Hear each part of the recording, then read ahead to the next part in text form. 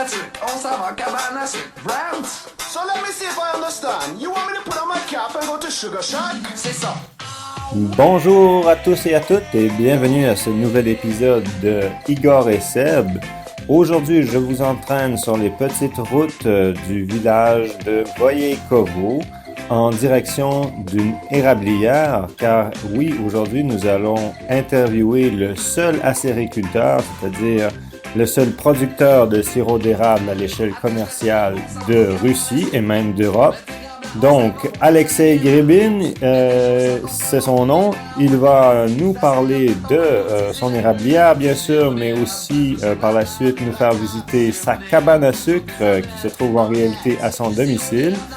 Et en ce moment, nous poursuivons sa petite camionnette que vous voyez devant vers une partie de son érablière qui est en réalité disséminée sur plusieurs sites. Donc, j'espère que cet épisode vous plaira et que vous apprendrez tous les rudiments de la sériculture. Ici, cette érablière m'a dit Alexei comprend environ 300 arbres. C'est une exploitation qui est plus petite que celle de Voronezh, qui elle contient au-delà de 2000 arbres, m'a-t-il dit. Donc on voit cet entaillé très fin, hein, très fin. Et donc c'est évidemment ça coule le long du tuyau ici, jusque dans cette bouteille d'eau recyclée pour la cueillette. Et c'est attaché comme ça par le goulot de la bouteille autour de l'arbre à l'aide d'une petite cordelette. Et donc ça semble efficace puisque on voit bien sûr l'eau couler. Et voilà. Alexei a été assez gentil pour m'en verser un peu que je goûte en ce moment et je peux vous certifier qu'il s'agit bel et bien d'eau d'érable. Alors maintenant j'aimerais aller parler un peu à Alexei pour lui demander qu'il nous explique un peu son histoire. Еще раз здравствуйте. Скажите нам, пожалуйста, сколько лет их эти клены? Ну, это примерно. Клен, ему, наверное, 100 лет. 100 лет, да? Ага. То есть они долго здесь сажали. Кто и сажали эти клены, вы знаете? Здесь в свое время был как парк, то есть, и в этом парке, видимо, хозяева еще когда дореволюционное время сажали клены. Ага. Потом уже семенами клены размножаются же очень хорошо. Ага, понятно. Да. Ага. То есть они, во-первых, импортировали эти клены из Нет, Канады? это наш клен, который Ага. растет в Европе. Да? Он называется в России австралийский клен. Ага. В США, в Канаде он известен как Norwegian Maple, норвежский клен. Да, Вот. есть норвежский клен, и еще у нас есть красный клен и сахарный У клен. нас, кстати, есть тут парк недалеко, там красный клен растет. Растет? Да, в Ага. ботаническом саду у нас сахарный клен растет. Да. Но я не сторонник сюда импортировать сахарный и красный клен, потому что наш клен, в принципе, не хуже сироп получается. Другое дело, что сахаристость может пониже, да? Ага. Но они тут уже сотни лет растут, и уже семена у них, все это привыкло к этому климату, ко всему. Да, Поэтому надо конечно. работать с тем, что здесь есть. Мгм. В плане того, что как бы вот сейчас у меня там дома, например, 15 тысяч семян я подготовил, мы будем выращивать, Да. и потом через год уже в поле сажать, у нас уже будет плантация целая. будем сажать. Отлично. Ну, как это все начиналось? Почему вы решили, сварить свой сироп и так далее? Я занимался березовым соком, Мгм. березовым сиропом стал заниматься. Именно занимаюсь замороженным соком березовым, без пастеризации, без всего. То есть, Да. И это было сколько лет назад? Ну, это с детства я сок собираю, Ага. с раннего самого, а занимаюсь так профессионально, 4-5 лет. где-то. 4-5, ага. Да. Вот. И параллельно, когда я стал эту тему изучать, я понял, что кленовые можно делать. Мгм. Сок, сироп, да, собирать. Да. Вот. То есть я попробовал собрать сок хороший получился, сироп попробовал сварить, сироп тоже получился вкусный, да? Да. Но проблема в том, что очень дорогой получился он. То есть если сравнивать его с канадской там стоимостью, да, сколько он в Канаде стоит, в Америке, то есть у нас получалось вообще невыгодно этим заниматься. Потому что на начальном этапе это все равно в основном все ручной сбор. У у нас клена тут не так много в Ленобласти, то есть это куча таких ограничений, которые делали невыгодным это все дело.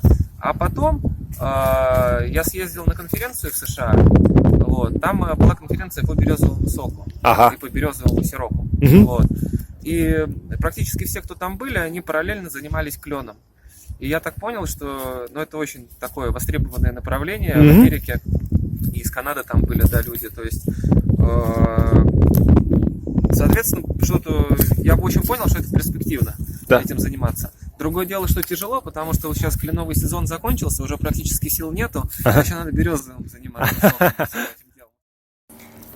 Nous nous trouvons maintenant devant la maison d'Alexei où il habite avec sa femme et ses 3 enfants. Je vais parler avec Mikhail ou Misha pour les intimes qui va nous expliquer le fonctionnement de l'évaporateur. Здравствуйте, Михаил. Скажите, пожалуйста, вы давно сварите кленовый сироп? Ну, мы это уже третий год. Третий год, да? Расширяемся и варим кленовый и березовый сироп. Кленовый и березовый. И здесь единственный ферм, который сварит кленовый сироп в Питер. В России, да. В России считаемся как единственный фермер. Хорошо. А что у нас там? Вы можете, может быть, нам показать этот... Вот это у нас, совместный котел. Вот это у нас расширительный бачок. Это у нас котел, где варится этот кленовый или березовый сироп. Вот этот расширительный бачок мы заливаем сок. Там у нас вот с той стороны краник. Мы его открываем, где постоянно, сок выпаривается, пар выпаривается, и оттуда добавляется еще сок через этот кран. В нормальном режиме работает, от краник открыт, пар выпаривается, и сок поступает туда, в этот котел. Извините. Говорю, самый ранний сироп продали весь, самый ранний, да? Самый ранний. Самый ранний, который был самый первый, да? Что у нас предзаказы, и по предзаказам отправляем. Это вот остался светлый, более темный. Вот. Но здесь уже привкусы появляются, здесь ближе это.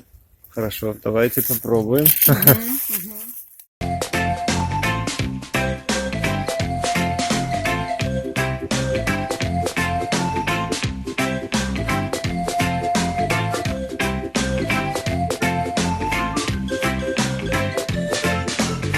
Attache ta tuque, on s'en va, cabane à sucre. Ma vie grand-mère, on s'en va boire à l'agrément.